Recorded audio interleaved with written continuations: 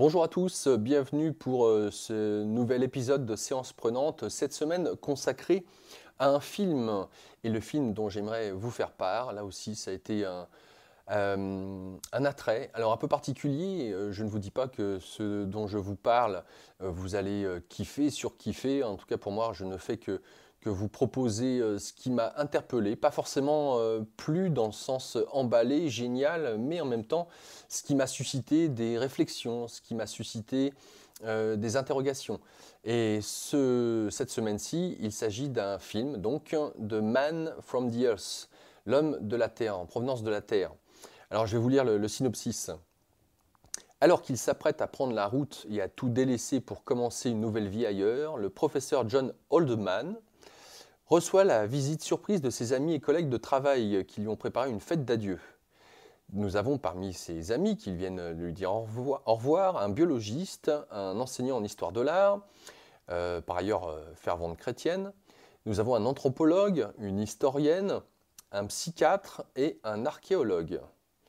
Et devant l'insistance de ses collègues qui lui demandent la raison de son départ prématuré, John finit par leur révéler qu'il est en réalité un homme des cavernes, âgé de plus de 14 000 ans. Alors, il faut savoir que ce long métrage a reçu le meilleur prix du meilleur film et le grand prix du meilleur scénario au Festival de Rhode Island en août 2007. En France, il est sorti 4 ans plus tard. Alors, pourquoi parler de ce film? Eh bien, effectivement, j'ai trouvé très intéressant le fait qu'un homme puisse être une sorte d'immortel et que ce dernier ait trouvé un moyen de pouvoir, au fil du temps, eh bien, vu qu'il ne vieillit pas, faire en sorte de disparaître. Et là, ce qui est intéressant, c'est que cet homme qui était prof universitaire décide de partir quasiment du jour au lendemain. Et pour lui dire adieu, donc ses collègues viennent chez lui alors qu'il est dans les cartons et puis comprennent pas son départ. Ce dernier, donc Oldman, le vieil homme, hein, c'est ce que veut dire ou traduit de l'anglais, ne veut pas forcément leur dire le pourquoi il souhaite arrêter et partir alors que tout marche bien pour lui, qu'il est reconnu à l'université, etc. Seulement, comme vous l'avez compris, il se retrouve face à des scientifiques, à des gens qui sont, on va dire, très bons dans leur domaine et ne comprennent pas que, alors que tout va bien, eh bien, ils décident de partir. Alors autant il ne leur dit pas forcément au début, c'est une pièce à huis clos, quelque part. Tout se passe dans son salon, à quelque chose près, et il va hésiter, il va partir de l'idée qu'il est en train d'écrire un livre, et que ce livre raconte l'histoire d'un homme qui aurait 14 000 ans et qui a passé l'histoire comme ça.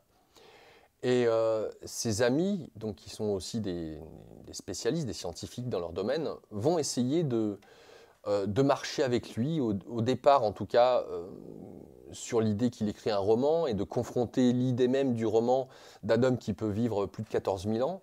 Et puis par la suite, eh bien, est-ce que c'est quelque chose de sérieux que Oldman raconte?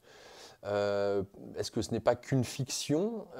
Voilà, il va y avoir des doutes, il va y avoir des heurts, puisque la sensibilité de certains et des croyances de certains, à travers leurs dogmes, eh bien, vont être mises à mal. Et en même temps, Oldman va, à un moment donné, être qualifié de plus ou moins de fou.